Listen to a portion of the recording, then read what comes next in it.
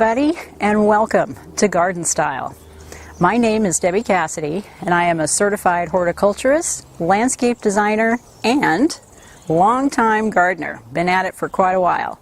And my sole purpose today is to inspire you to get your hands dirty. I also would like to inspire you with the latest tips, tricks, and trends when it comes to gardening. Gardening is not what it used to be. It has come a long way, and I hope to inspire you to get outside, plant the latest plants, see the latest colors, designs that you can be using in your garden this year, and keep it simple at the same time. Don't want to make it too complicated. There are a lot of folks out there who work full-time jobs, just like I do, and don't have the kind of time that they need to spend out in their yard.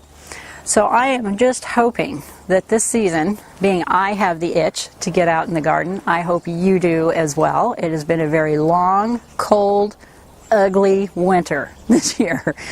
Now here in the Northwest, we have had record rainfall this past season, as well as snow.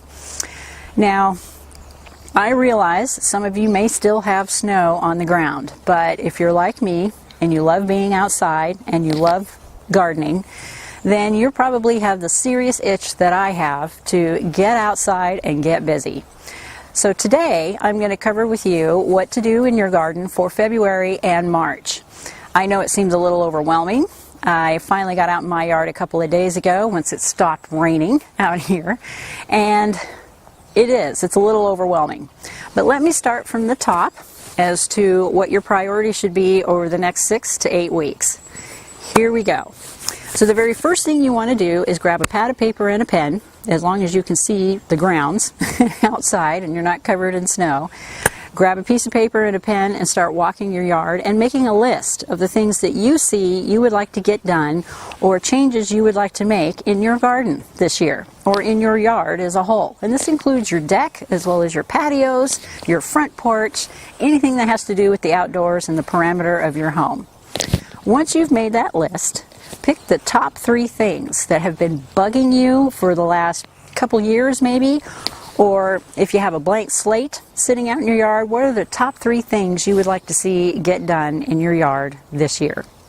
Once you have done that, then I can get started with letting you know what some of your priorities should be as you're getting started for the first time this season. So after you've made your list, of course, the very first thing we got to do is clean up. That is raking, sweeping, bleaching, whatever it is you need to do to start up and start cleaning. I normally start at the front door. This is the first place you see when you come in every day, and it's also the first area that your guests will see when they come into your home. So start at the front door. If you've got some old icky pots with dead plants, now's the time to start pulling them out, freshening them up. Here in the Northwest, we have lots of algae and moss. Everything just kind of turns green after a few months during the winter and all the rain that we've had this year. So that's the very first place you should probably start if you're not quite sure where to get going first. Once you have cleaned from your front door heading out into your front yard, you will be inspired. Trust me. And a really neat trick is to take before pictures, since we all have cell phones now, and that's pretty easy to do. Take your pictures before, and then to take a picture after you are done cleaning up. Just cleaning up. You don't even necessarily have to plant anything or do anything different. And then and there you will appreciate all the work you have put in and be inspired to move further on. Once the cleanup is done, you've cleaned up all the branches and the leaves and dead crud that's sitting out in your yard. The very next thing that you want to pay some attention to is your lawn. Your lawn has the biggest impact on your gardens more than anything else. If it looks crappy, everything else looks crappy. So what to do in your lawn? Very first thing to do is give it a good raking. Rake it, dethatch it if you see that you've got a lot of buildup within your grass. If your grass is fairly new, there'll be no need for that, but thatching is a really good idea, just to clean it out, get all the dead crud out so that when you go to feed it for the first time, it can soak that in. Once you're done cleaning it up, mow it. Rev up that mower, get out there and cut it short. You cut the grass short and then come back later and feed it. Now here in the Northwest, We have a huge problem with moss in our lawns. Every year I hear people complaining about the amount of moss that they have in their lawns. Some people just leave it. Other people, it really bugs them. So the very first advice I can give you is go out and get yourself some lime.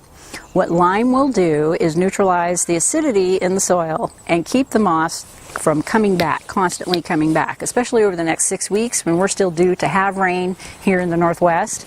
Lime is a good thing to put on your lawn. Wait about 4 to 5 weeks, and if you see that your lawn has reacted and you have killed off a lot of the moss, then you're ready to go and ready to start reseeding. Now, people get a little anxious about reseeding their lawns in the spring, so a good tip for you guys is wait until you see that the temperatures at night are consistently at 45 degrees or above. This way your grass seed gets a good start.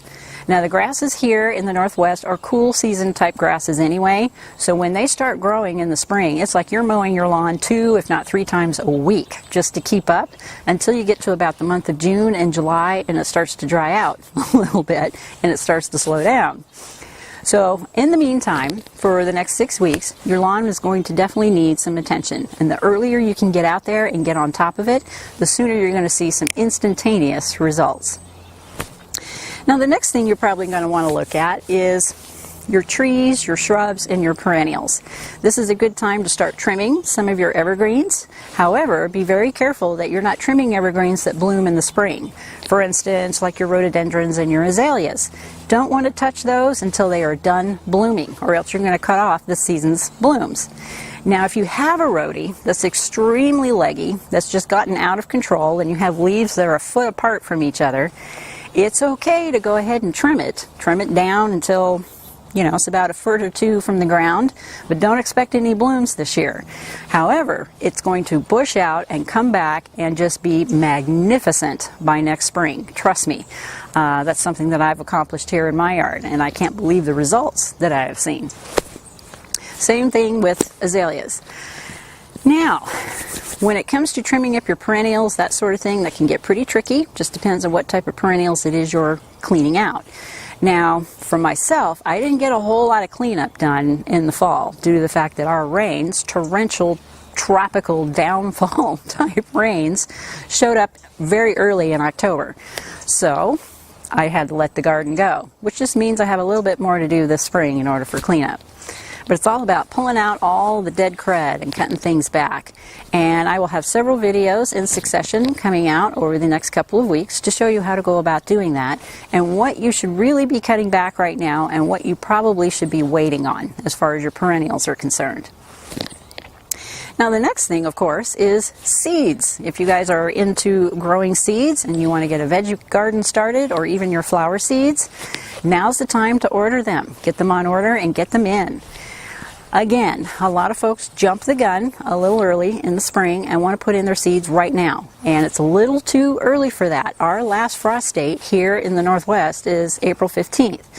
Depending on what zone it is that you are planting in, look up your zone. It's very easy to find. Just go online, go to Sunset Magazine. That's my Bible that I use during the summer whenever I have big questions that I need answered here in the garden. Find out where your zone is and what your last frost date is. Now, there are some veggies that you can plant right now. One of those being your garlic sets, onion sets. You can plant chard right now. You could probably put in your spinach. I would hold off on the lettuce right now, because if you do get some frost, the lettuce is going to bite it. Your spinach and your kale are pretty tough, unless, of course, you want to do row covers. You can do that as well. Potatoes is another thing that you can start putting in the ground right now, provided that the ground isn't super soggy wet. Pick up the soil after you have cleaned everything up, and if it breaks apart in your hand very easily, then it's ready to be planted in. But if it stays in a nice tight clump where you have really heavy clay soil and it's just obvious that it's super wet, hold off for a little bit, let it drain. All right, so ordering your seeds, you've done your trimming, you've done your cleaning, and you're asking yourself, when can I plant? Well, I have already gone out and purchased primroses. Those seem to be the harbingers of spring, and those seem to be the first plants that your nurseries get in as well. For those of you who have planted your tulip bulbs and your crocuses, you're probably seeing signs of them coming up already. All right, so as far as planting goes, that's probably as far as you want to go. It'll probably take you the next 2 to 3 weeks just to get things cleaned up if you have a yard the size I do. Take you a little while just to get things cleaned up and ready to go. Clean up your pots. Any pots that you have sitting on the deck, you want to empty out the old soil, put in new, sterilize them, clean up your tools, oil them up, sharpen them. It's time, folks. It's time to get ready. The itch is on. And that's about it for right now. That pretty much covers the gamut of what it is you want to get started right away. Now, if there are major projects, like I've got one coming up here real quick where I want some more trees taken out, now's the time to do it. Call in your tree person, take out whatever trees or obstacles you may have in your yard right now so that the damage isn't done later when you've already got your lawn growing and you've already got your gardens cleaned up. Now's the time to do it before you get too far ahead of yourselves. Okay, so that is your to-do list. I will also be placing this on my website, which will be gardenstylenwest.com. That website's not quite up yet, but it should be in the next few days. Also, you can get a hold of me at gardenstylenwest@gmail.com. Feel free to email any questions you may have, where to get started, if you're feeling a little overwhelmed, any questions at all, and I'll be more than happy to get back to you with some helpful garden advice. I'm so excited that we're finally at this time of the year, and I see the sun is starting to peek out here in the Northwest. So wherever it is you live here in the United States, if you can't quite see the grounds yet, there are certainly things you can do right now to get ready and be prepared once the snow finally melts. Lots of pre-planning always helps before you get started in your yard. Okay, so I am ready to don the pruners and the gloves and get busy out here in the yard. I hope you folks have enjoyed this video. This is the first video in a series that I'll be doing this summer, and look forward to talking to you again next week. Meanwhile, enjoy your garden, get those hands dirty, and we'll talk at you soon. Bye for now.